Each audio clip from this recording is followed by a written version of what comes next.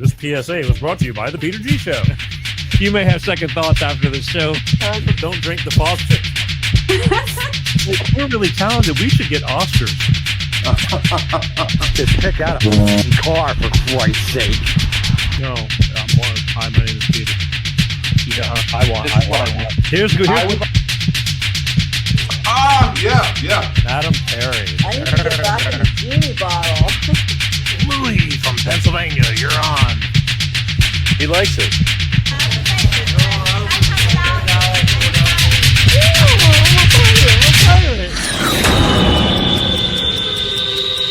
It's showtime.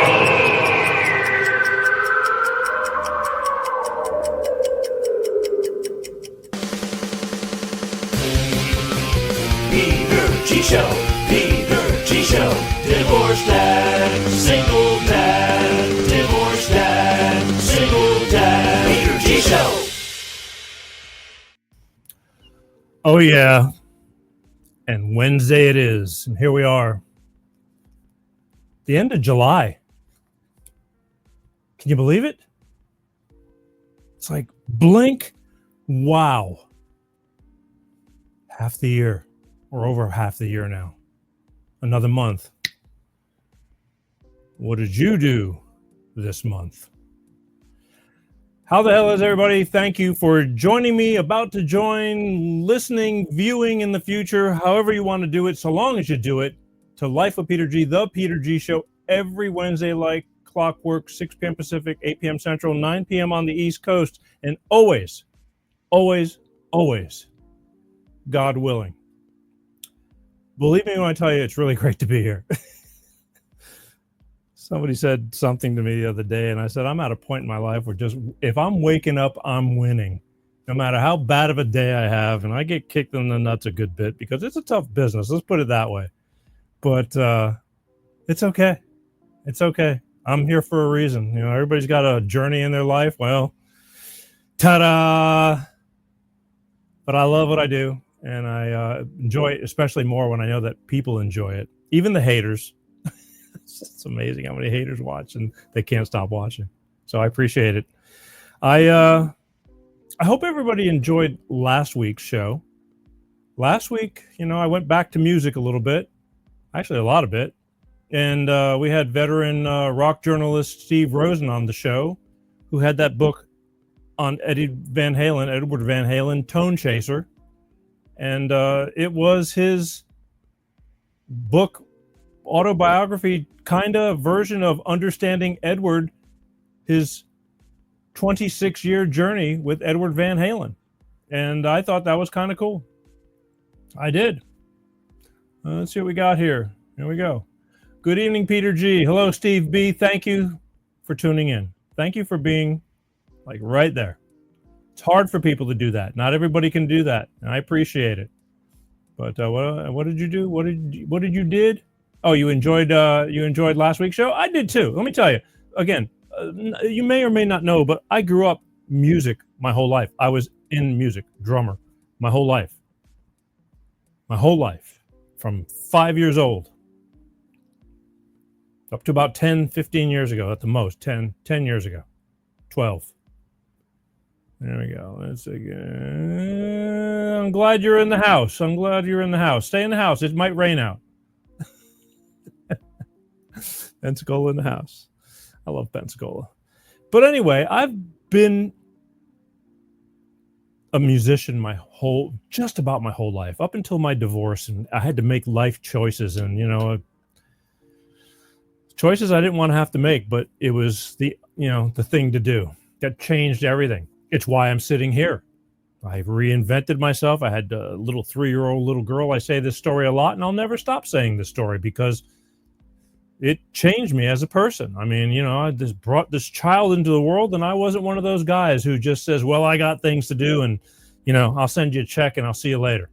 No. I was dad as much as I possibly could be. She's almost 20 now.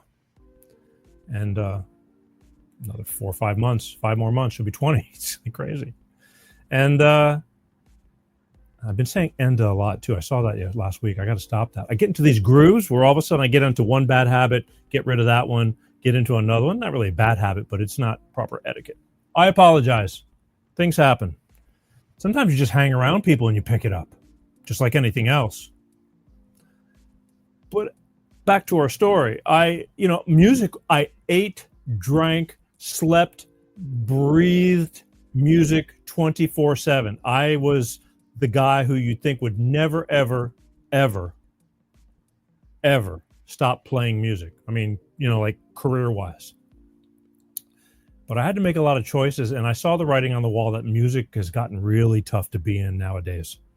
If you were like most of my friends that are truly successful are 10 years older than me, believe it or not, with a catalog of hits that they made residual income back in the day. Now, with posting everything and, streaming, and it's a whole different world. It's a whole different world. So anyway, I never thought I'd be sitting here in this seat. And even though I can talk to a lot of musicians and things like that, I don't know. I just, life takes you in different directions. And when Steve Rosen kind of looked me up and called me, I said, okay, sounds kind of cool. And I know people enjoy the music stuff. I know they do. I've had some great musicians on my show, and people get pissed off at me because I'm not talking the typical questions that everybody asks, because a lot of these musicians I haven't seen in a long time. And my theory was, hey, I'm going to bring on the show. I haven't talked to you in 10 years. And we're just going to catch up live as if we were talking just you and me. And people get pissed off about it. Not everybody. It's just those certain few that we're looking to see and hear on how somebody played a A minor with a diminished fifth on it for the 14th millionth time. And they want to hear from them, which I totally get it. But, we were bantering back and forth. He didn't know what I was doing, and I didn't know what they were doing, vice versa. So I bring the conversation to the show, just putting it out there. But sometimes some people don't get it. But last week we had, like I said, veteran rock journalist Stephen Rosen, who had a story to tell. And I got deep into this book, and I listened to his audiobook, which was amazing. If you're into Van Halen and Edward Van Halen and stuff like that, it's not so much about the playing, it's about the man behind the guitar, which I love that kind of story. I've done it before with, other people. We talk personal stuff. And he had a great book, and there's a lot of great stories. So if you didn't see the show, it's on demand. You can see it on YouTube. You can see it on Facebook. You can see it in Rumbles, Odyssey, BitChute. The audio version, if you're driving, just put an earbud in your ear, type in Peter G Show podcast, and you'll get the audio versions on 25 different platforms. I guess my point being is, like, just because you missed the live, don't miss out on the story. It's a great story. I mean, I don't think a lot of people know who Stephen Rosen is, but that guy was around in the late 70s interviewing the best of the best guitarists in the world. Richie Blackmore, Jimmy Page. I mean, he's been around. He's an icon within the journalistic world. But, you read probably the magazine articles or this and that, but didn't even know it was him. So he's got a lot of stories, and maybe one day I'll have him back on to talk about a lot of other stuff, because those were great times. I mean, and he's a pretty tame guy, but still, there's a lot of, it was wild back then, and it was harmless wild, not like now.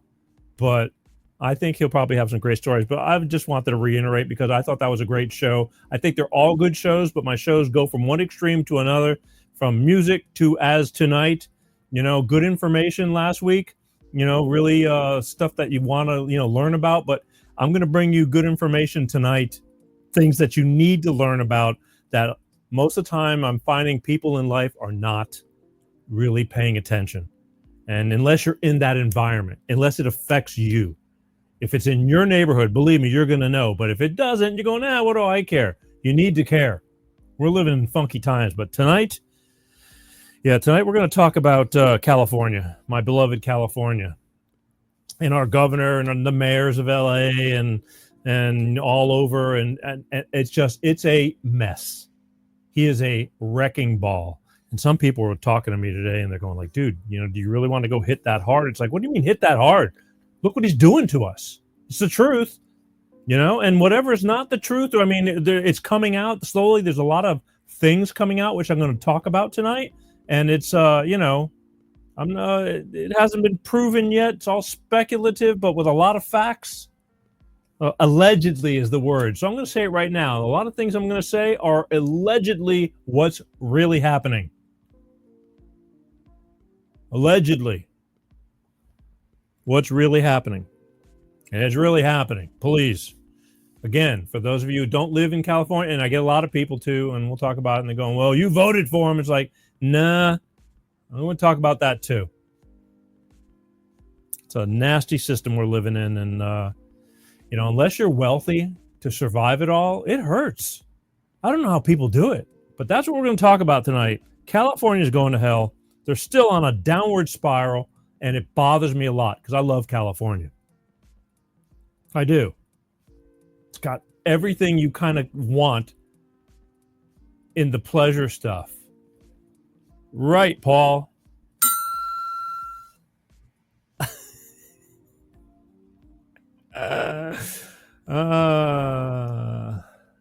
That's right. Wink. I mean, I've had some great experiences in California, and the thing is, it's just getting harder and harder. So, we're going to talk about that tonight, but just want to, say that every show I do has a different topic, and sometimes I just got to go for the here and now because it's so important. And I'm going to tell you all that in a little bit, why it's so important. So please stick with me, stick around, share. I hope you're subscribing. I mean, this is getting crazy because I'm getting all kinds of flack from the upper echelon that I'm not getting enough people subscribing. And I know why. Again, YouTube has got their thumb on my neck. They don't let me really be seen. So it's hard enough to love me or hate me if you don't know I'm out there. Facebook does fairly well. Thank you. But please, if you're watching, just take a second, hit the follow button. If you're the official Peter G Show page, please. If you're on YouTube, just hit the subscribe button. It's free. Just hit it. It's not going to kill you. You're watching anyway. And look, I'm guilty of it myself. I am. I watch a bunch of stuff all the time, and a lot of people things repeatedly, and I don't subscribe and I don't follow. I totally get it. But I am asking you, please, if you think I'm worthy of, just hit the follow, subscribe, and share. Sharing is like super important because, again, I talk about a lot of things that the environment really doesn't want me to be expressing these views. And so they throttle me down, shadow ban, throttle down, whatever you want to call it, algorithms. And it's a fight, but I'll keep on fighting that fight. I show up. I put in the work because I love you. I do. I want everybody to be happy. I truly do. I want this world. Everybody needs to be having enough money in their pockets to be able to breathe and just be happy. There was a time when that was kind of there. But anyway, that's where that's at. Real quick, Ozzy. I didn't get to mention it last week of all times when I was talking to, rock journalist Stephen Rosen, but today was Ozzy's pre-funeral in England. They're having a private funeral tomorrow, but I just wanted to read this because Ozzy really did make a mark. He really did. It's as crazy as he was, and so thank God for Sharon. Because she was the glue that held him together. How the hell that couple, go figure. That just goes to show you on true love does, because that was living proof right there. But it was I just saw the clips on there was this big procession going through Ozzy's hometown and things like that. And let me just read this to you real quick, and then we'll keep moving. But I didn't get to mention anything last week. I completely slipped my mind, and that's right when he passed away. But Sharon Osbourne gave final goodbye to the fans on behalf of Ozzy Osbourne, wearing the late music icon's chain and ring as she stood alongside their children, Amy, Kelly, and Jack. As the funeral cortege paused at the Black Sabbath Bridge, the family took a moment to view the hundreds of tributes left by fans. The hearse passed Ozzy's childhood home in Ashton, where the flowers and a photo of him have been placed in the window by the owners. Somebody else obviously owns Ozzy's childhood home, and they were kind enough to put his picture in there because I guess it's kind of famous. Like Ozzy Osbourne grew up there. We all grew up somewhere, right? Birmingham turned out to pay respect to their heavy metal hero with thousands lining the streets ahead of a private funeral tomorrow. Stars expected to attend include Sir Elton John, Ozzy's Black Sabbath bandmates, Metallica, and Youngblood. I'm sure there'll be more than that, but they're going to have a semi-professional or, friends and family funeral, and so be it. But God rest Ozzy Osbourne's soul. He definitely, like I said, he was an icon. I mean, crazy or not crazy, he made a mark that everybody knew who the hell Ozzy Osbourne at some part of their life. You know who he is. So God bless him. All right, so what are we doing now? I'm taking it nice and easy. I got completely screwed up on my show coordination. I thought next week is the 300th live stream show because we have over 400 shows. But when I switched over to a multi-streaming platform, for some reason, we started counting them. Like before, we were just uploading them and just putting them out there. I wasn't like categorizing them and live and learn. We were growing. And so now, officially, as a live streaming platform to where we're going out to many different places and things, I thought next week was going to be show number 300.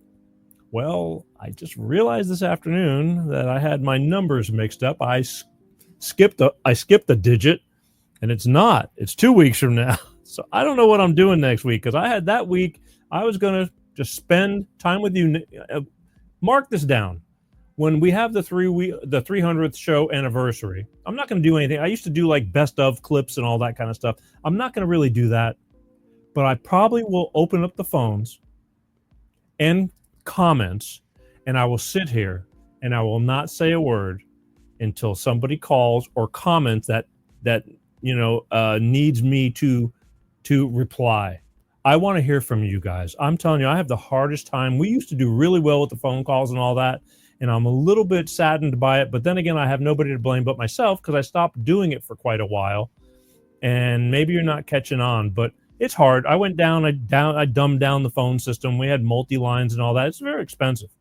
But I can still take a phone call or two at a time and talk to you. I want to know what you think, but I think that's what we're going to do out of appreciation. It'll be 300th show, Peter G Show Fan Appreciation Day, because I do appreciate you. I get up and I do this for you. I don't do it for me. I know everything I'm talking about. I know it already, good or bad. I know what I'm going to say. I know my thoughts. I'm just sharing my thoughts with you in hopes to enlighten you weekly with something. And what you do with the information, I always said, I'm not telling you to believe me. I'm telling you to take what I say and just keep it in the corner of your mind. Say, you might come in handy eventually. Because I know that we all have different opinions. I totally respect that. May not agree with some of them, but I still respect it. But tonight especially, I'm going to be talking about some things, and I hope you understand that I'm bringing these things out for a reason, and I'll explain that too. But first, we're going to get to that. Before we get started on that, I want to hear from my good friends over at Clean Star Products with their money-saving fuel additive DX1 driver. Because let's face it, folks, in California, gas is really expensive, so it makes sense to save money. All right, be right back. Hello, it's Tyrone Thompson here with Clean Star Products, and we're here with William. High-end car service. And we've just serviced his Cadillac Escalade 2024. And we're going to be giving it a go to see what kind of results he'll be getting in his fuel mileage and any performance differences, and be checking with him later. All right. Thank you, William, for participating in our environmental program. We're here with High-End Car Services, my friend William, who's been using DX1 for a small time now. What kind of results have you been getting? Up to 45.1 miles per gallon best. results, and the engine has been quieter, and I can definitely feel the power in the engine. I have a diesel. Thank you so much. We're going to keep going with the program and check in with you later. We appreciate you. The Long Life Engine Program with DX1 Driver is the only safe environmental product for your high mileage engine. DX1 is a non-toxic, clean-burning oil that goes into your fuel and your engine oil, providing lubricity for gasoline and diesel engines. You save on average 10% gasoline and 15% diesel fuel consumption. Call now for a price quote and place your order today. It's the Long Life Engine Program from Clean Star Products and Tyrone Thompson. That's right. It is. I got two words to say about DX1 Driver. It works. It does. I wouldn't be talking about it. They said, here, try this. If you like it, we really would like you to talk about it on your show. Tried it. It actually worked. All right. Here's the thing. Cars are expensive. People are keeping their cars longer nowadays. I mean, unless you got money to blow, they're tools. Been there, done that. I can actually give a crap anymore about what to drive. I just don't care anymore. I've been there. It's just money. If you got it, spend it. Not a big deal. But when things break down, nobody likes paying for repairs. So it's like taking care of your body. It's like eat healthy, all that kind of stuff. Take care of your car healthy. It's the simplest thing to do. You just take this little bitty bottle. This is for a four-door sedan, your average four-door sedan. Right here. When you get an oil change, you put this little bottle right here into the clean oil change, the crankcase, okay? If you have a V8 like I do, I drive a bigger vehicle, it's a little bit more. It's a little about double the size, but still a small bottle. You pour that in there. Every time you fuel up your tank, you put one of these little bottles into the fuel, at least for the first 4 tanks. Then maybe every other one or once a month or something like that. But I got to tell you, I noticed the difference right around the 3rd tank of gas. It started moving easier. I didn't have to step on the gas pedal as much. I did start saving gas because I didn't have to step on the gas as much. It just felt a little more responsive. I just noticed the difference. It's like, why wouldn't you want to have your car running better and make it last longer with, more lubricity, the whole thing. It cleans it all out, the whole deal. But again, don't believe me. Go to www, and I forgot to pull that up. Go to www.cleanstarproducts and talk to them. They will, there we are, right there. I'm going to put it up there, right there for you. There's even a phone number. I'm giving it to you, but you can go to the website, cleanstarproducts.com. There's a phone number on the website. There it is right there, 310-200-8931. You're going to have questions. They want you to call them. They're more than happy to talk to you about it. They are. They care that much about it because they know they have a product that works. After you talk to them, should you decide to order, here's the kicker. You got to mention you saw it on the Peter G Show, because if you mention that you saw it on the Peter G Show, you're going to get 5 bottles for the price of 4. That's right. 5 bottles, the price of 4. And the reason this is a great deal is because this is a great starter kit. 5 bottles. Great starter kit. 1 in the new oil change, and then 4 tanks of fuel. And you'll know the difference. And then, like I said, if you want to put it in every week, can't hurt anything. If you want to do it every other week, once a month, it's just like maintenance, just like your body. Good food, good body. Don't believe me, talk to them. They know everything they're talking about on their product because, again, they have a great product and it works. So call that number right there at the bottom of the screen or go to www.cleanstarproducts. Make sure you mention it that you saw it on the Peter G Show because that'll get you the 5 bottles for the price of 4. The deal's a deal. That is the truth. All right, where we at? Oh, I know what we got to do right now because I am thirsty. Hope you guys are up for California education tonight about the pros and cons. But I love all you guys. Again, please subscribe, share, follow, all the above. Let's keep it going, all right? Salute.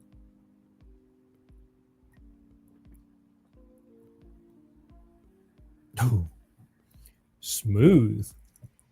That's right. I'm going to take one more.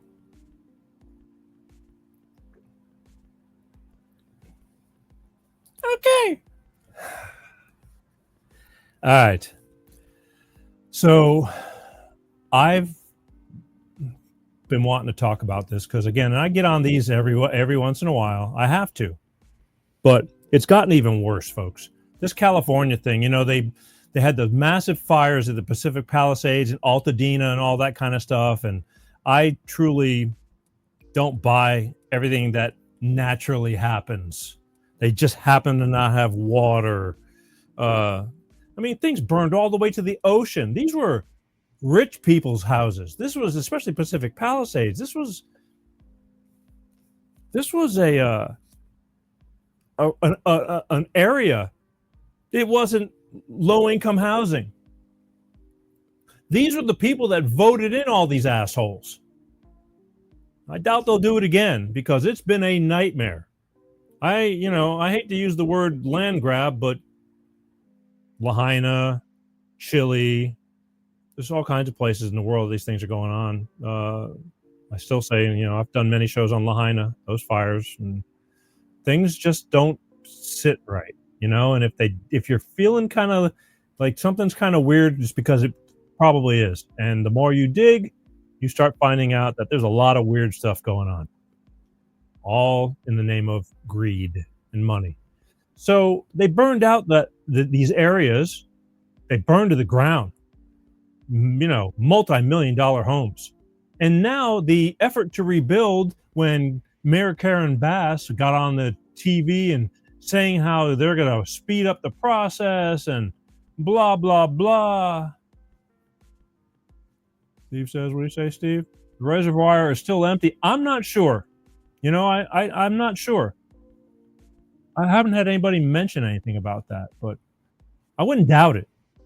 And fire season's coming up again, but the bottom line is everything burned to the ground. These people, remember Adam Carolla talking about permits, because Adam Carolla, before he got famous, in entertainment, he was a contractor. He knows a lot about building. And he hit the nail on the head about how many years it's going to take before they can even get the permits to rebuild, and you'll go broke. They're going to make you go broke, and you'll end up selling that land, out of because you can't take it anymore. They're making it so difficult. And again, Trump went over there and bitched them out and said, "Why are you making it so difficult?" And they go, "Okay, we're going to be better." And then he leaves, and then they go right back to what they're doing. They suck. But I'm going to this is a guy, what's this guy's name? He's a radio guy, John Colby. He's from a radio station, KFI radio. It's like a news radio program, AM. I like AM sometimes. You get knowledgeable people know what they're talking about. But he's an LA guy. And he was talking about all this. And it's mind-baffling. It pisses you off. Here, just check him out, and then we'll go from there, all right? They are stalling on permits, waiting for this legislation to pass. The Palisades homeowners, the Altadena homeowners too, are going to get frustrated. They're getting screwed over by insurance. They're not getting a permit. They're just going to sell to anybody. Take whatever price there is and just get out of this. Move out, move on. And then the developers will start building low-income housing. And this is what a lot of people in the Palisades fear. It's what people in Altadena fear. And it's true. Because here's the headline that just came out today. Well, I was thinking about it yesterday and skirting around it. And here's a headline from thehill.com, political site. Gavin Newsom devoting $101 million to jumpstart rebuilding after LA fires. Rebuilding? It's to build affordable housing for low-income residents. In the Palisades? I don't think there were any low-income residents in the Palisades. Now he's got $101 million to develop it? And I saw this morning. It's like, I'm right. It's not a conspiracy theory. I'm not paranoid. I'm not crazy. Really, this is what's going on. They're not approving the permits in the Palisades or Altadena. They want the homeowners to give up. They can't get money from the insurance. They can't get a permit to rebuild their house. Just sell to the developers Scott Wiener's bill goes through, and they could start building apartment buildings all over the Palisades, all over Altadena. And that is a fact. They are dragging their feet, trying to frustrate the hell out of the people who have nothing but the land, everything burned to the ground, finding them, making it as difficult as possible to where they can pick up that land. And that governor of ours, Gavin Newsom, he's got all these developer friends. They already got their hands. They've already got it in place, in plan. I knew from the moment the fires were hitting, when he all of a sudden was right out the gate talking about all these new expansion ideas and this and that. We got all these great ideas and for project for smart city 2028 before the Olympic. How do you have all those plans ahead of time? How do you in that area that shouldn't have been touched or anything? So you're going to take all that area, which is basically like a small town, and with nothing but multi-million-dollar homes, and now you're going to start putting up apartment complexes, and everywhere.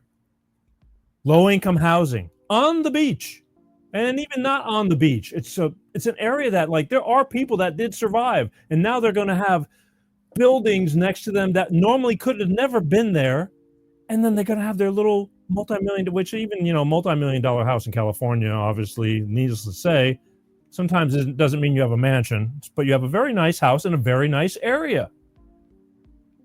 And they already got this. They want more lower income stuff, more. They don't want rich people who can run things. They want poor people in California so they can run them. So they could ask the federal government for more money because we have the need. It's all about money. And it sucks. I feel bad for these people. They lost everything. Those fires shouldn't have happened. And if it did, it shouldn't have happened to that extent. How it happened to that extent, only a few chosen people know. But when you know, you know. I'm not lying. It's not just this guy making this stuff up. And again, the only reason I'm telling you these things, I'm going to say it a bunch of times, is because I want everyone to be aware, because this governor of California, Gavin Newsom, there's a good possibility of him running for president. And I know from dipping my toe in the water and feeling out the rest of the country who don't really know who he is. I mean, do you really know every governor in the United States, all 51 of them or whatever? Do you? You don't. There's the few. DeSantis, because he gets a lot of airtime with Florida and this and that, and Newsom, but he's a good speaker, and he's a decent-looking guy with good hair. But he lies through his teeth confidently. And your average person will never realize that, because they're going to just see a confident bullshitter saying anything they have to say to get elected. But it's the farthest from the truth. All I can say is live in California, experience what's going on in California, and you know who to look to blame. He's at the top. There's a bunch of them. I'll talk about that later. But check it out. Here's the older millennial. I like this guy. Reinstating the same thing, because again, you need to know what kind of fuckery we're dealing with over here in California. It's a mess, and it's not getting any better with these people running the government. And again, a lot of people are going to say, and I'll say this a bunch of times tonight, because I get the comments, well, you guys voted them in. It's like, no, we didn't. There's something going on in that whole thing. And at the end of the show, I have Steve Hilton. He's going to be running for governor. He explains how this is happening. But stick around, I'm telling you. But here, check out the older millennial talking about this whole thing. Hey, people of Los Angeles. Do you remember when we told you that the state was going to use the wildfires as an excuse to pick up all your homes and turn them into low-income housing? Yeah, well, they just passed the bill that allows them to do that. It's called Senate Bill 549. And it allows Los Angeles to create what they're calling resilient rebuilding authorities. Basically, it's organizations funded by property taxes to purchase, or more specifically, force the purchase of fire-destroyed homes and convert them into low-income housing. In fact, according to the bill, at least 40% of the homes they purchase have to be reset to low-income housing. And this also follows Gavin Newsom's reallocation of $101 million to build low-income housing in the Palisades area. People, this is just a straight-up land grab. This is just the state of California saying, we're going to take over those homes, we're going to bulldoze what's there, and we're going to put in low-income housing. And there's nothing the people of LA can do about it. And I hate to say this because it gets said so much, but we fucking told you so. It really sucks. Now, again, if you don't live in this area, it won't affect you. If you don't live in California, it doesn't really bother you as much. What we got going on here? Let's see, election fraud. Let's see what Paul has to say. Election fraud is business as usual in California. Yes, it is. And again, and one other thing you said, I live in Piney Woods of Southeast Texas. We know about gruesome Newsom. Yeah, well, not everybody does, though. I'm watching some comments on a lot of people, then they're going, he looks pretty solid to me. And that's scary because he is the devil. He is the devil in sheep's clothing. He's scary, the devil. He's demolishing. You see the title on tonight's show. It's like California's Wrecking Ball. That's him. And then he's got his clonies underneath him. Karen Bass, another piece of crap. Communist. She spent years idolizing Fidel Castro, spending time in Cuba.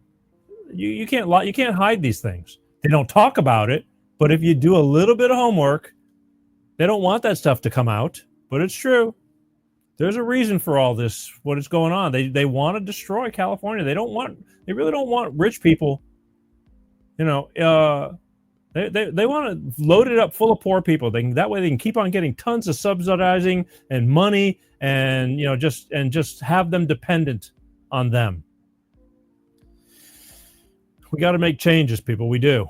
But again, here's one more article, news thing on the Pacific Palisades about them basically stealing the land. Can you imagine your house? You've owned it. There's people that have been in these areas for 70 years, old people who are burned out.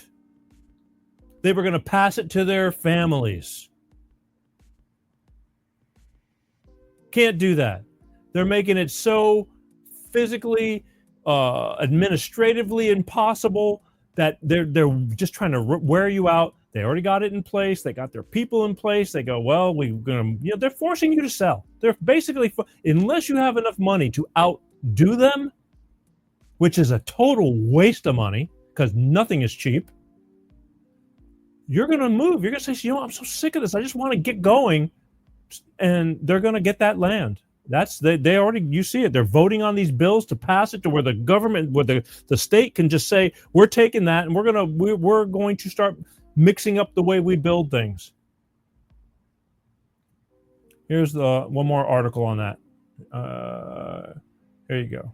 The California State Senate passed a bill allowing Los Angeles County to buy up fire-destroyed properties to convert them to low-income affordable housing units. The state's upper chamber passed Senate Bill 549, which authorizes the creation of Resilient Rebuilding Authorities, RRA, in Los Angeles County. The county will be able to purchase fire-destroyed lots at minimal cost using property taxes, then convert the lots into low-income and affordable housing.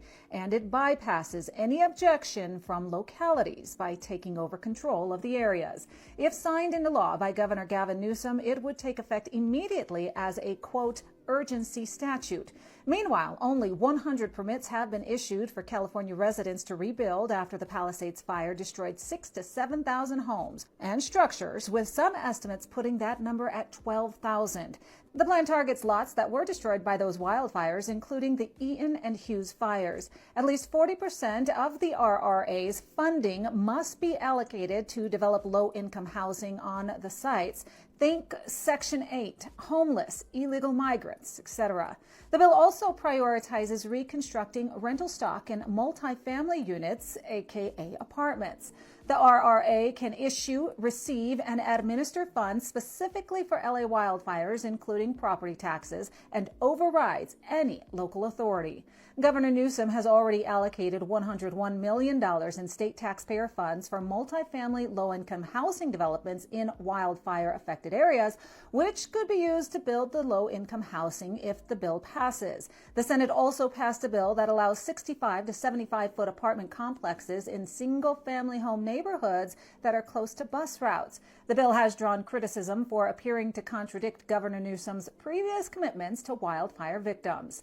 Critics say SB 549 gives government private property at low costs for public housing, contradicting what Newsom publicly says and prioritizing low-income development over private rebuilding.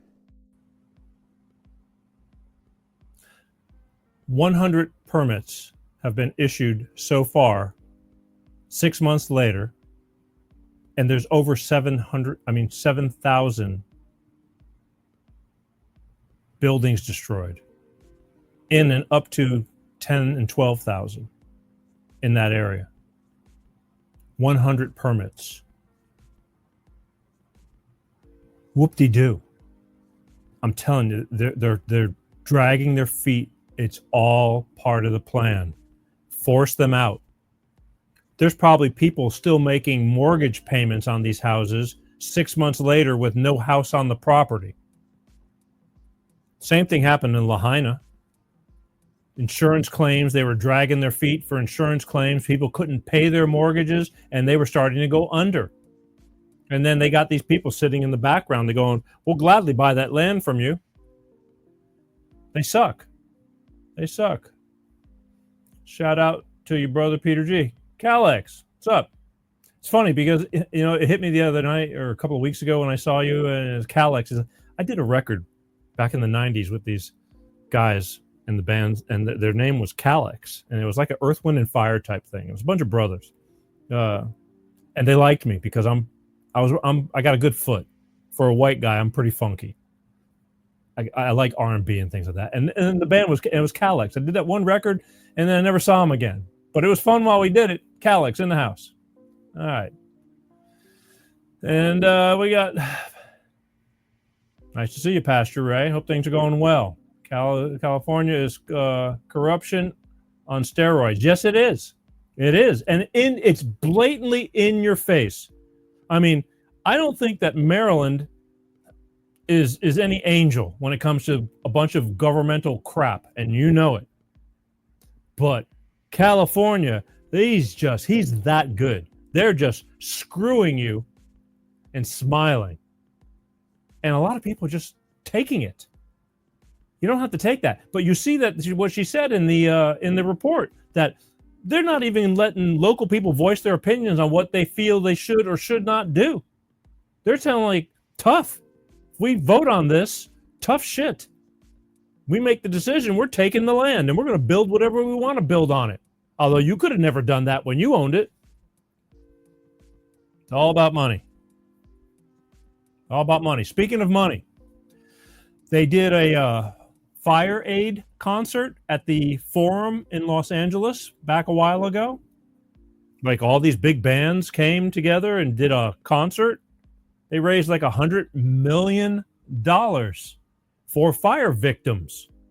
That was a very beautiful thing. All these bands came together. They made all this money and they donated it so it can help the fire victims.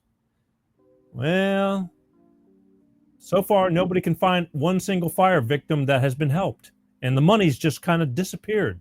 But I'll play a few things and you decide and see if I'm on the right track or not. But here we go. Want to get mad?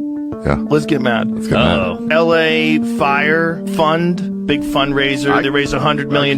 Wait till you find out where the money went. James Lee did a thing about it on Instagram. You're going to read this and you're never going to want to donate to charity again. Might be one of the biggest scams in disaster fundraising history. And as usual, I'm bringing the receipts. First off, according to reports, the Fire Aid benefit concerts raised over $100 million, supposedly for LA fire victims. But since then, residents have been asking, where did all the money go? $100 million raised for residents, community things, and funds that are supposed to help with the Palisades, and there's no accounting or where the money went. They're not telling anyone.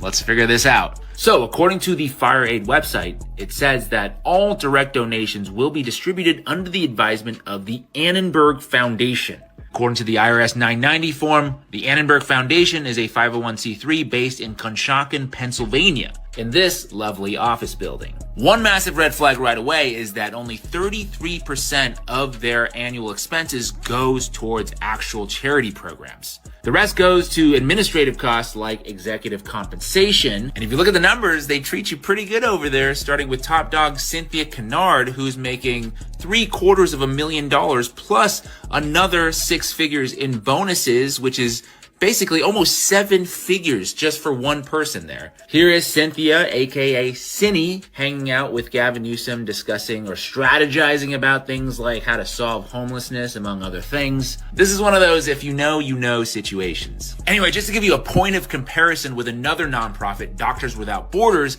they spend almost 90% of their money on actual programs versus less than 1% on administrative costs. Local journalists have also been asking, where's the money? They found, quote, the Fire Aid website names only 3 Palisades organizations that receive grants, among almost 120 organizations listed as receiving grants, none of whom are specific to Pacific Palisades, and those 3 are Kehelet Israel, Chabad of Pacific Palisades, and Palisades Charter High School. Others have tried to directly reach out to the Annenberg Foundation. They were kind of given the runaround, various extension numbers, somebody saying they would call them back, no one called back. Also referring them to some mysterious man named Philip, no last name. He was never found. This is just crazy. So essentially what they're doing is taking the $100 million, then paying themselves roughly 70% of it, and then the rest of the money they're dishing out to various other nonprofits with their own administrative expenses, and that's how $100 million just ends up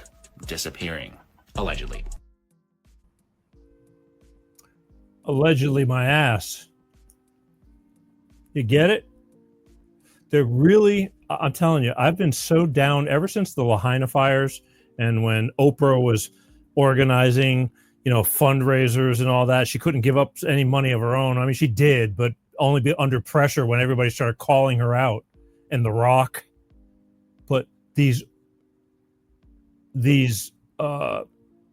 organizations are really hurting the good organizations. These nonprofits are really very profitable for the people who run it.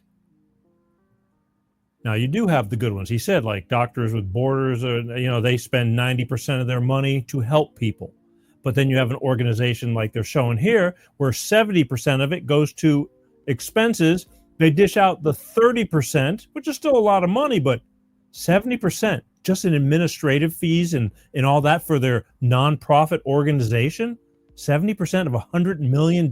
That's just one event. Imagine if they do, they collect money all year long from different areas.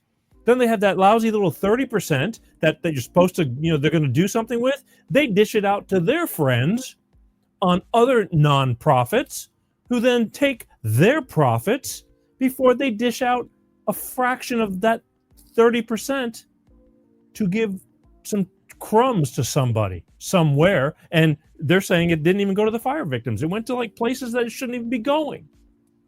This is what's going on in California. Now, I say that the nonprofit organization stuff, I think there's a lot of that happening everywhere. Hence the ISAD and stuff that's going on in government, all that money. They're getting to the bottom of that. You may not be hearing a lot of things, but believe me, that door has not closed yet. When Elon opened up and started snooping around, they're going to get to that, and you'll be hearing a lot more about it. There's a lot of money in there that got spent that was your money, whether it was $10 of your money or $100 million of your money. It's your money that they're giving to somebody else that's sitting on a sailboat somewhere.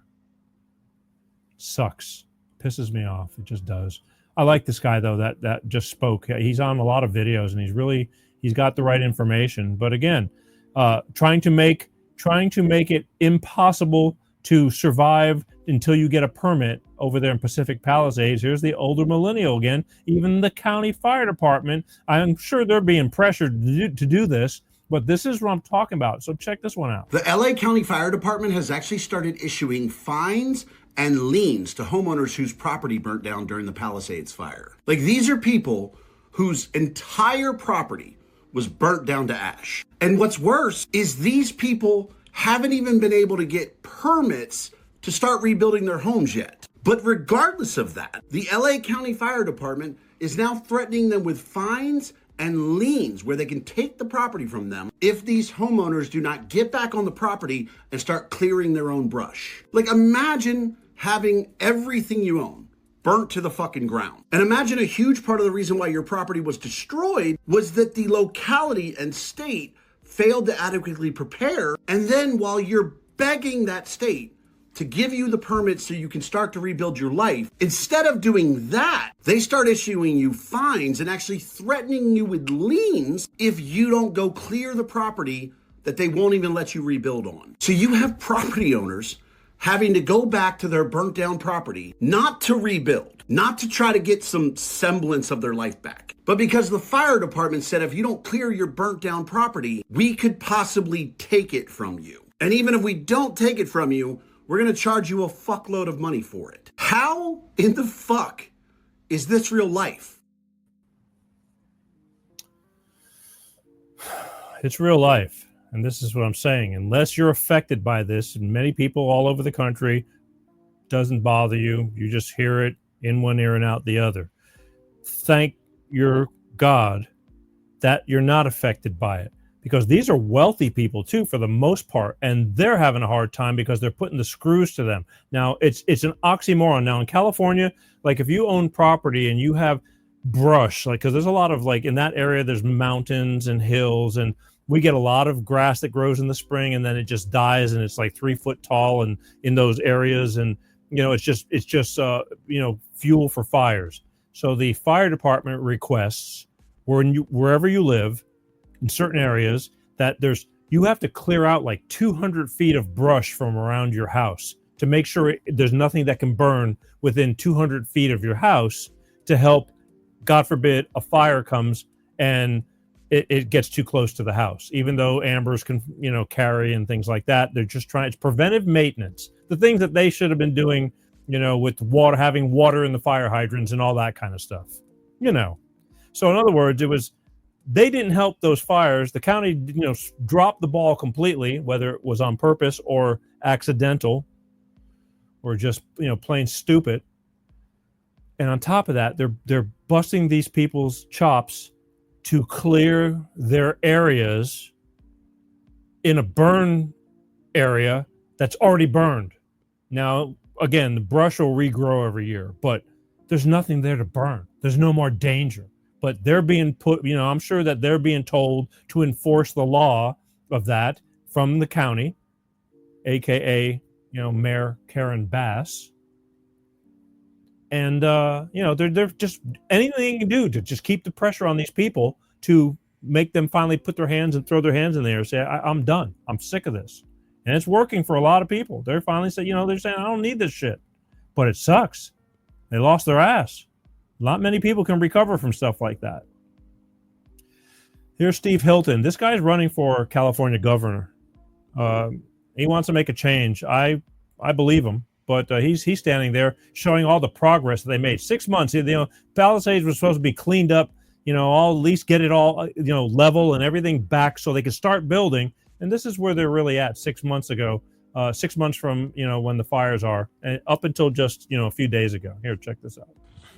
So one day after his pathetic press conference marking the 6th month anniversary of the LA wildfire disaster that was caused by his and his Democrats' extreme climate policies and their total incompetence, a day after this press conference where Gavin Newsom is bragging about the historic pace, that's his word, the historic pace of clearance and debris removal and recovery efforts, he's bragging about how fantastically it's all going.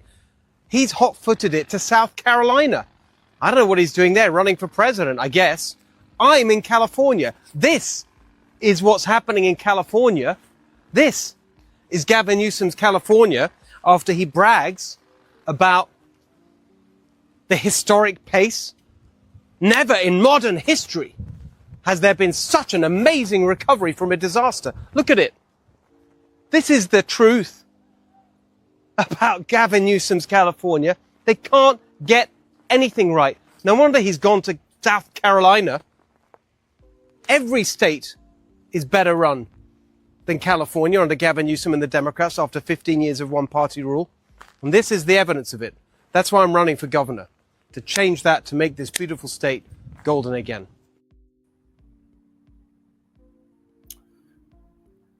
Believe what he says, because this is real, what he's saying. Gavin Newsom gets up on his podium and talks a complete bullshit show. And he's making the rounds, and he's very confident when he speaks. I'm going to keep on saying this because, again, I know there's going to be a lot of people that are going to buy into him. God forbid he should run for president. That'll be the death of us all, everywhere. Because then he'll take how he's destroying California, and he's just going to finish off the rest of the country, too. Don't think it's possible? It's possible. Careful what you wish for. If you hate the orange man and all that, if you think that this guy, is going to be the solution, I don't even want to carry on anymore. I have one other video about the fire aid because it really shows what's going on. And did I misplace it? Because I need you to see this because we're talking about corruption at its finest. Where the hell are you? Sometimes when these things are getting loaded, you drop one, you forget one. And that sucks because it's important.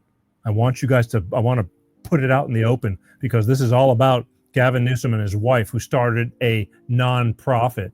And a bunch of money went there and nobody knows where the money went. I know where it went. It's way offshore. It's way, way, way offshore. Quietly. Brush it under. Nobody will notice. Don't talk about it. Keep moving forward. Keep changing the subject. Millions. $50 million. Just a drop in the bucket, right? What's $50 million?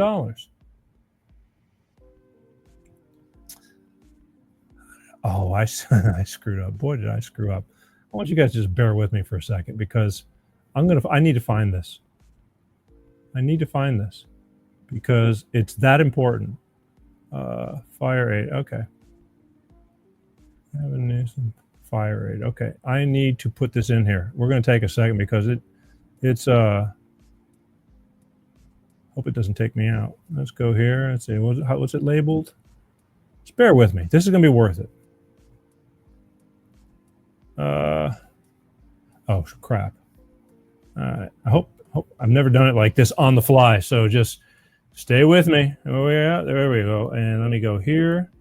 I hope it doesn't take me off the air. I'm going to load it. I got to load this quick little video up for you, but it only take a second because we have fiber optics. After that big old disaster we had a few weeks ago. But there's more about this fire aid concert. I really wanted to talk about this because, again, all roads lead to our governor, Gavin Newsom.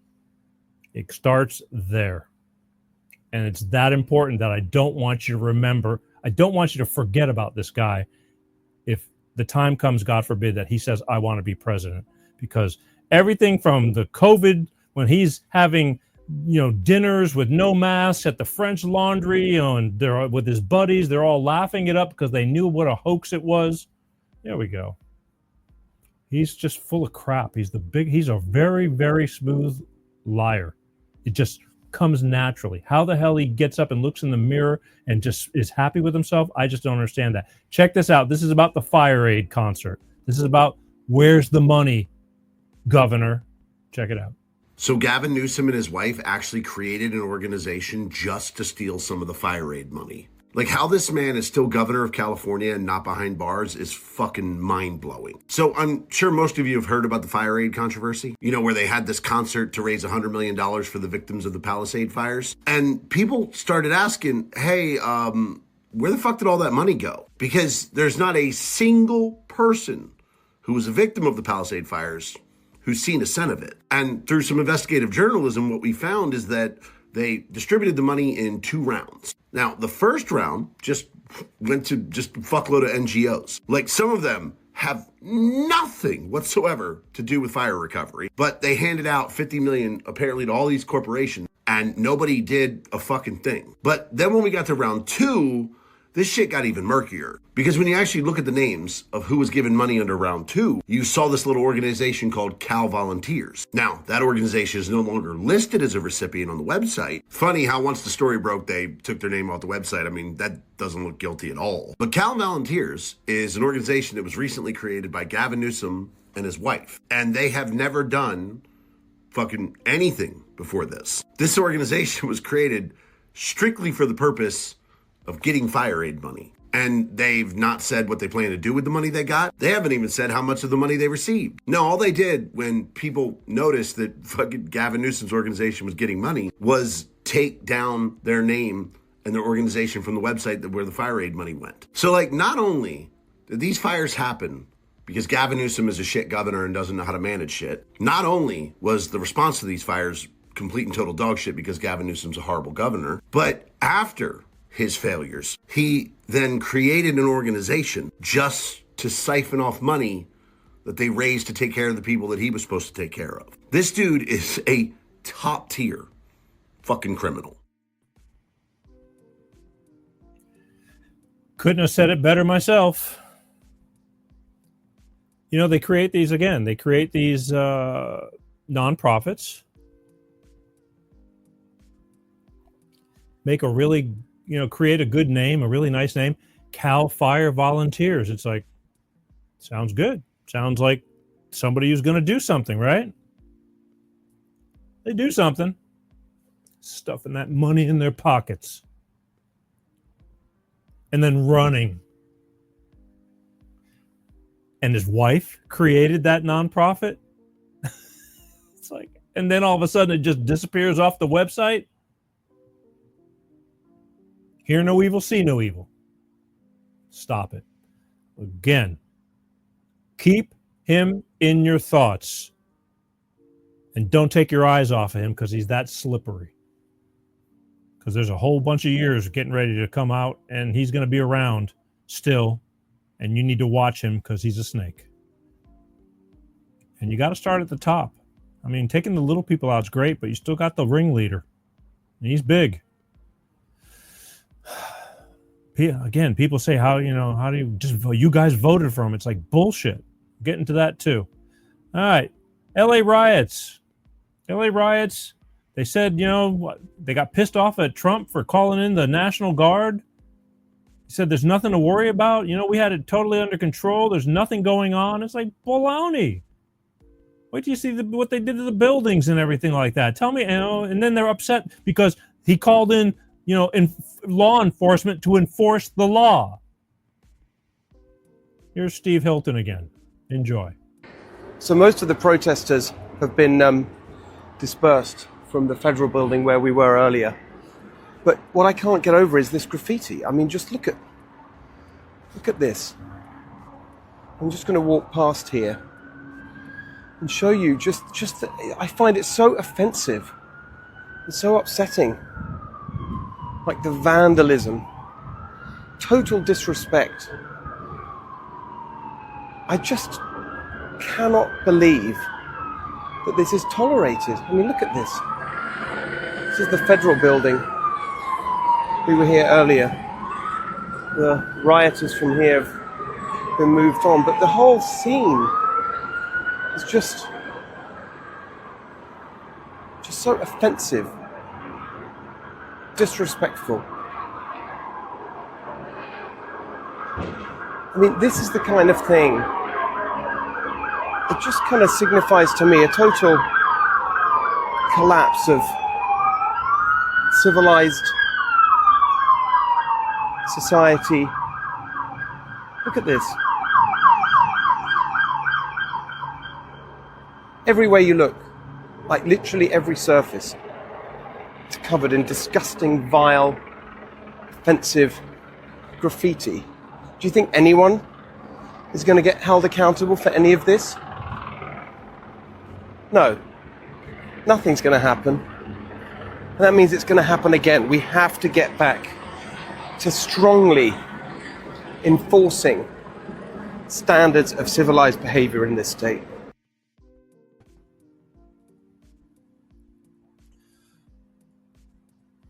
If they didn't get the National Guard and the cops to start protecting the federal building, you saw even the glass was just spray painted and everything. All that would have been smashed out. They would have been going into the building and they would have set the building on fire. It's that simple. It's what happened years ago at that Summer of Love when the last time they had the riots, and they just let it go until it got out of hand. It's disgusting. You think these people just happen to have all these spray cans and everything that just while they were walking by peacefully? No, they're all troublemakers, and they see an opportunity and they just do it. And our mayor, wants all that chaos. It's like Gotham City. She sucks. How did she get into office? Same thing. Corruption. Let's talk about my favorite topic, the price of gasoline. Real quick, Steve Hilton. He is going to be the governor. Oh my God. He's going to be the candidate for governor for California. Gubernatorial candidate. There it is. That damn wheel got stuck. Happens once in a while. But talking about gas. And he's got to, again, every point he makes is a very valid point. Don't forget this. Here you go. Gavin Newsom is in South Carolina. I just looked up how much gas is in South Carolina, $2.70. So Gavin, you may want to bring some canisters back because look what it is. This is what's waiting for you back here in California. $4.99, $5.09.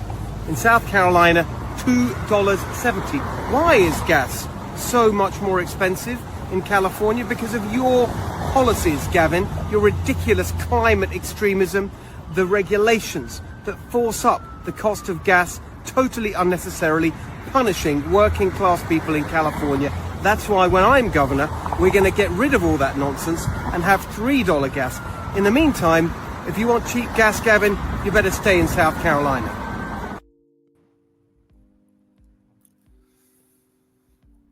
Those prices that you saw, I've seen places $7, 7 change a gallon for gas. And what are you going to do? Not drive?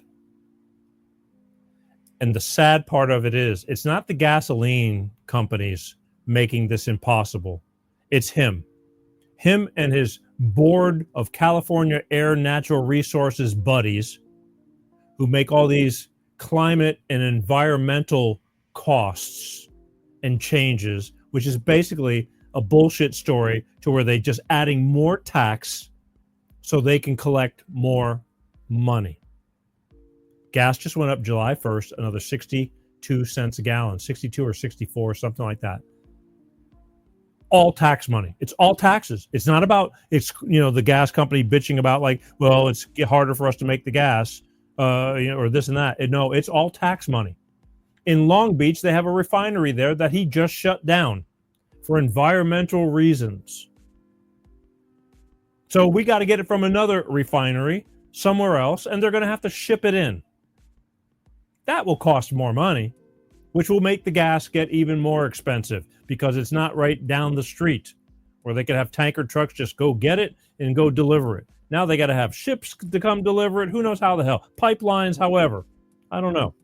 I just know that there's where it starts getting crazy. Whereas all over the country, the minute you cross the California border and go into Arizona, gas goes to $2.75 a gallon, $2.80 a gallon. From $5 to $7 a gallon, down to $2.75, $2.80 a gallon. The minute you cross the border. So does that mean that as soon as you cross the border and get that cheaper gas, that the environment's going to be a lot worse right there than it is over right as soon as you cross the borderline of California? It's all bullshit. And again, all roads lead to one. Governor Gavin Newsom, all his buddies, they all sit on a board. And they just somebody's getting paid.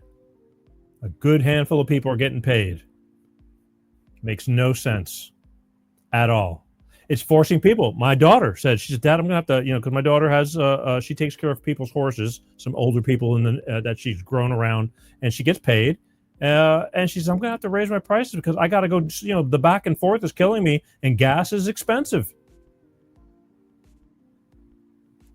So if my daughter's saying that, and she's a kid, basically doesn't have a whole lot of bills, but she's feeling it. Imagine the contractor, the people trying to get to work, the people who, have to go to work just to try to feed their kids. It costs more money, which means you're going to have less money in your pocket. How do you feed your family?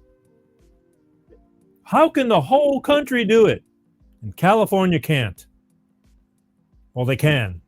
But they claim to be this, they're always the leaders in the forefront, of bullshit. The leaders in the forefront of killing everybody around here. That's why everybody's fleeing the state. Sadly.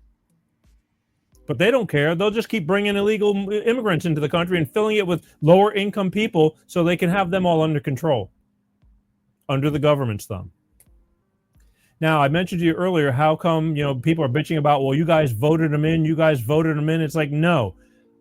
Big portion of California is red. Now, again, for those who've heard me for the 4th millionth time, I don't care red or blue, Republican, Democrat. I think of, common sense, stupid, and better than stupid. Now, I've switched teams, because I couldn't stand. The left has just gone off the rails. And, you only get 2 choices. So what do? So I went, and I said, I'm going to side with this side until they start screwing up, because I never used to believe in them in the 80s and things like that. But they've become more Democratic than the Democrats. So here's what's going on and how the voting system works in California and most states. But this is the problem that's going on. And is it corruption? I think it is. And you can tell me. Gavin Newsom has said that he wants to call a special session of the California legislature behind me in order to rig the electoral system in California to give the Democrats 5 more congressional districts in California. This is totally outrageous because the system is already rigged in Democrats' favor. And I want to show you how. Here are the Democrats' rigged districts in California. The Republican Party, on average, has around 40% of the votes across California, sometimes higher than that. But the Republicans only have 17% of the congressional districts in California. That's the situation now. Already we have Democrat-rigged districts. But Gavin Newsom wants to make it even worse. Instead of that, he wants ultra-rigged districts. He wants to add another 5 congressional districts for the Democrats from California. That means that for 40% of the votes, Republicans would have just 7% of the congressional districts in California. Gavin Newsom wants to silence Republicans up and down the state of California in order to give himself and his party another 5 seats in Congress. This is the behavior of a complete autocrat. This is what you get from one-party rule. It is completely unacceptable. I will not stand for it. I will not let it happen. Instead, when I'm governor, in place of the Democrats' rigged districts or Gavin Newsom's ultra-rigged districts, we are going to have fair representation in California. I will make sure, by calling a special session, by filing lawsuits, one way or another, we will have fair representation in California. For the 40% of the votes in California, at a minimum, that Republican candidates get in our state, we will have 40% of the districts. That means that the Republican Party in the House of Representatives will have another 12 Republican congressional seats. That is fair representation. That's what we'll have in California when I'm the governor.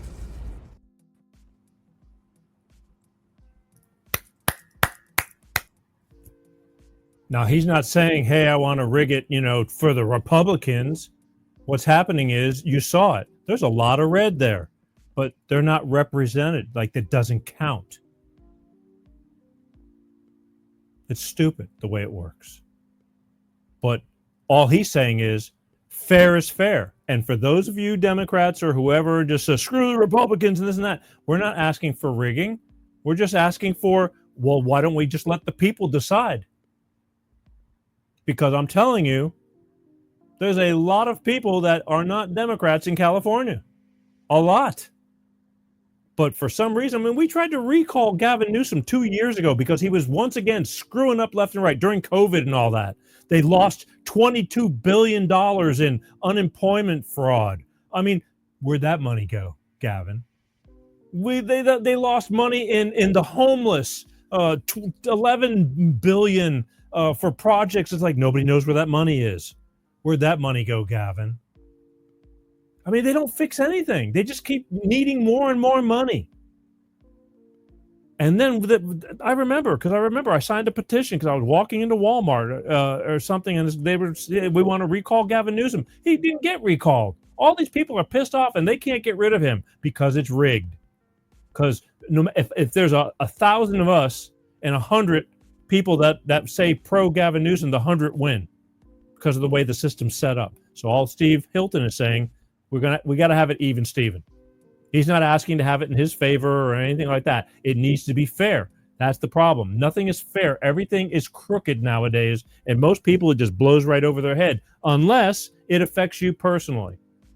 And I'm telling you, it's going to affect you. Everything is a chain reaction. What happens in California, Gavin Newsom says this himself, usually spreads out to the rest of the country. You don't want this kind of crap spreading out to the rest of the country. I'm telling you, you just don't. You don't. I'm trying to look out for you. I hope that you hear me. Again, what you do with this information is your business, but keep it in your head to where if something pops up that looks kind of shady, you go, I remember Peter saying something about that, and you keep your eye on that, what's going on. That's how I figured it out. I had close friends that were dropping stuff on me, tidbits of information, because I voted for Obama twice. He was a smooth talker. But the smoothest talkers are the biggest fucking liars. And I know there's a lot of people that still love him, but I'm telling you, snakes. There's a cause behind the cause. I was all into the yes we can stuff, and I'm going, okay. But it ended up. And again, most people don't even feel it because they take away from you one thin hair at a time until you're bald. You don't even feel it. They just yank one small little hair. I don't want to yank any more hair out. I'm having a hard enough time. But I'm telling you, we're being lied to left and right. Obama pulled the Smith-Mundt Act, where he made it legal for the news organizations to say whatever they want to say with no obligation. They could lie, and they did that to back up all their bullshit. Keep on throwing so much crap out there. And again, I have videos of Obama saying, if you tell a lie long enough, it becomes the truth. And to throw so much stuff out there that people don't know what to believe. And that's what they were doing. Propaganda, mind control, brainwashing, you call it whatever you want to call it, but it happened. And the reason you don't know it happened is because it happened. Brainwashing is real. But again, for you to realize that would mean that you're not brainwashed anymore. So for those who want to just start sending me nasty mail and all that, because I understand and I forgive you. I was like that for a short time, and then I woke up. I'm trying to help you out. Don't mention it. All right, folks, listen. As I said, I thought next week is going to be the 300th show of since switching to a multi-streaming platform. We have over 400 shows. But I was wrong. I don't know where I had it in my head. I was dead set. Sometimes my math just doesn't work. So I don't know what the hell we're doing next week. But we will be doing something. But again, I need you guys to help and participate, okay? When I do the 300th show, I am going to have call-in. I'm going to sit here, call in comments. Thank you for the people who have been commenting today. But if there's any lesson is when I had Matt Kim on a few weeks ago, and we simulcasted live shows together. And his fans were, the comments were just rolling by the hundreds. I mean, it really put me to shame how much participation his fans, put in. So I thank the ones that do take the time to comment and this and that. But I want to take a show, and it'll probably be 2 weeks from now. and we're just going to open up the lines, and I won't say a word unless you call, and or if you comment with a question or something like that makes me to talk. I don't think I'm going to be talking about stuff. At least I think I'm not. I love to. I want to hear from you guys. I want to hear what's going on. Even the haters, even the people that disagree. I don't care. The fact that you're watching tells me everything. You're here for a reason. Speaking of a reason, please don't forget, subscribe, follow. I need that. And share. Sharing is really a big deal. For those of you, again, who like what I do, you need to share it, because I am not getting pushed because of the algorithms, because I'm talking about subjects such as tonight's. They don't want this stuff to come out. They don't. And even though I'm the little guy, I have a voice. I need you to please follow, share, subscribe, and then all the short clips and things too, please. It makes a difference. Getting to this point now, I mean, the subscriptions and things like that are not nearly, but I know that there's probably 250,000 people that do watch on and off, the short clips combined with the audio podcasts and the visual shows.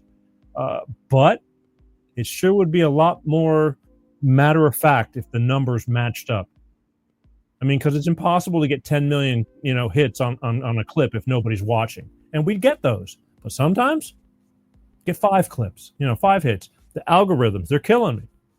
Again, 2 weeks ago, YouTube sent me a letter telling me that they're spanking me for being a bad boy. And they're, shutting me down even more. They let me stay on their channel, on their platform, but they're just going to keep the door cracked a little bit, for people to see a little bit of light coming from my show page.